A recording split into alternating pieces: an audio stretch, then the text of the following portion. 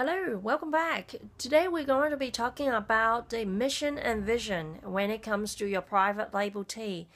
That is so important because when it comes to private label tea, it's very much about what you are trying to express through that little bag or little box of tea. Whether it is something to do with, a certain kind of charity that you want to help fundraise, or whether it is about a detox effect of your tea, or you just simply want to create a range of tea to pamper, to enjoy, just for the simplicity of tea. So those things, you need to sit down and actually work out those descriptive. What are they? Because they're going to create your brand, and that is the first step.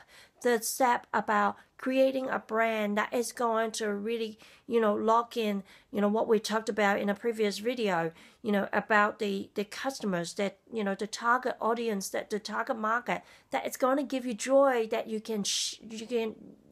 you're happy to serve again and again. It's very important that your brand is going to gel your values and their values together. So the brand is not only about, what it looks like, blue font or green font and whatever, but it is also about what you're trying to present, from your brand. If it's funky, if it's not, there are a lot of people who just kind of pull up something from Google and just, kind of whack it together. It's not going to give you a brand. It's just going to give you a name. So really do think about that. Second one I want to talk about is, and it's split into two things, actually, second and third. It's marketing online and marketing offline. Now, often people sort of saying that, oh, I haven't got a website and my product is not ready. I haven't even decided the range and all that sort of stuff. Let's not market yet. This is a traditional way of doing things, but a lot of marketing gurus are saying that actually you want to flip those things around. Do the marketing first.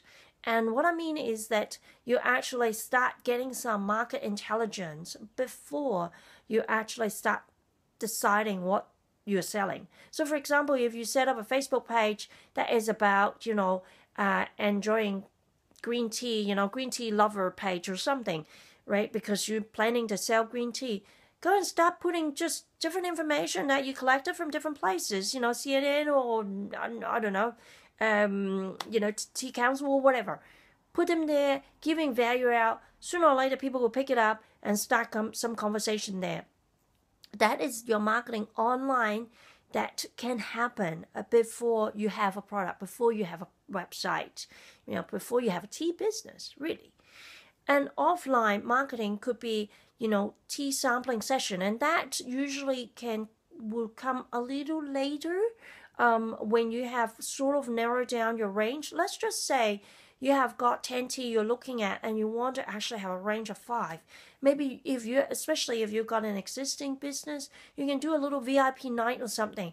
Get people in that you think will be buying these tea from you when you create the product range, and offer those products to them as a sample, and just ask everyone to fill in a little survey on what they like, what they don't like, and then you can actually narrow the range to something that you think it's going to be much more likely to be sold to this target audience. So it is really important not to look at marketing just simply after the product is there, but also before. And of course, during the course of actually selling a product, you need to keep continuing those conversations with the customers. The customer voice is so important through the journey. And I mean, we are still learning, and just like any other businesses, you will have times that you make a boo-boo and you would want to really fix it up. But if you have not been talking to the customer and all of a sudden you come up with a mistake, people are less forgiving. But if you are really, been having dialogues with them on and off about different things, they kind of understand your value. So it's less likely that they're going to come down hard on you. And of course, there's also the really needful part of a business for a business owner is understanding that these things that I'm selling is really meaning something to people out there. So getting testimonials, getting feedback is so crucial. Make sure that your customer has a voice. So those things are very much in the marketing side of it, and it is really important. The other side of it, of course, is also your product range. It is so crucial to make sure that your range is going to talk to the people that you want to serve. So don't forget to look at that rather than just saying, oh, English breakfast is popular, let's just put that on. But if, let's just say, you are trying to serve mom and pop market, then English breakfast is probably not really going to cut it.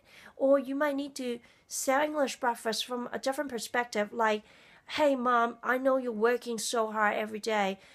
Sometimes you just need that little, booster in the morning, after breastfeeding, 3 a.m. and you need some time to just wake up your senses and just, soldier on. You might want to change that narrative to actually talk to that group. So don't forget your range. It's not just about what product you want to sell, but also how you present them to your customer. The next one maybe is a little bit boring. This is our last step, and that's logistics. Now, when it comes to logistics, yeah, there are definitely a lot of difficult cogs and wheels that you have to really grease and make sure that they really go together nicely. I can't cover everything on a short video, but what I would say that is really important is to work out your postage, because free postage, even though everybody loves them, is really coming out from someone's pocket. And you need to see how you can actually do it in such a way that it's really going to work for you in the long run. And if you're charging postage, and most people do that, how you can charge it fairly, especially if you're on a website, and a lot of you guys are. So, how to actually do that successfully. You can start with Australia Post. That's definitely no problem. And, just really keeping it clear with your customer, and making sure that, people understand when you are sending it down the road to sending it interstate, it's just going to be different prices, and just keep it on the clear, so people understand it from the get-go. So let's just recap those 6 critical steps you need in order to get your private label tea go on successfully. All right, the first one is brand. The brand needs to match your story, your mission, your vision. Marketing online. You need to look at how you can start some conversation even before you have a private label tea range ready. And the marketing offline, when you're getting closer to narrowing down your products, making sure that you have a chance for people to try it out so you can really narrow it down to what is most likely to sell. And I can see the sun is going, in these red beams. Very, very, very interesting. I haven't gone to heaven. I'm still here. Customer voice. Very important to make sure that your customer has a voice. Trying to get engagement. Go and ask them. Put out a little short survey with every product that goes out, whether they like it or not. Give them an incentive to send it back, or you can set up online survey really cheaply now. I think actually there are places that actually can do it free too. So do go and have, trying to get as much customer insight as possible as soon as possible. Last one is logistics. Make sure that you have a way to work out your postage, ideally before you start the business, because it can get pretty messy. So people don't like to sit around and wait for you to work out a postage. So if you could actually get it all done during a checkout, that's the best. So yeah, really looking at your private label tea from different way to make sure that you craft it well, that, in any dimension, whether it is, taking care of the logistic of bringing the stuff in and sending it out, or whether it is customer voice, really giving your customer a way to really, look at the product and giving you feedback. And of course, the marketing side of it is so important, which is really the way to actually bring people to your zone, how you can help people to be aware of your existence, basically. And the brand, making sure that it really locks in your value with your customers' values so you get good, loyal customers. So there you have it. I hope you enjoyed this video. This end bit with the special light, it's a little bit bizarre, but I hope nevertheless you get the value out of it. If you do like it, please do like this video. click the like button. And if you find value in this video, please do share with your friends and family. I look forward to having another conversation with you very soon about private label tea. If you need help on private label tea, we're just a phone call away. We're not far. And email actually would also really be, very, very good in communicating with us as well. So take care, and if you have any question about private label tea, don't forget to contact us. I'll catch you in the next video.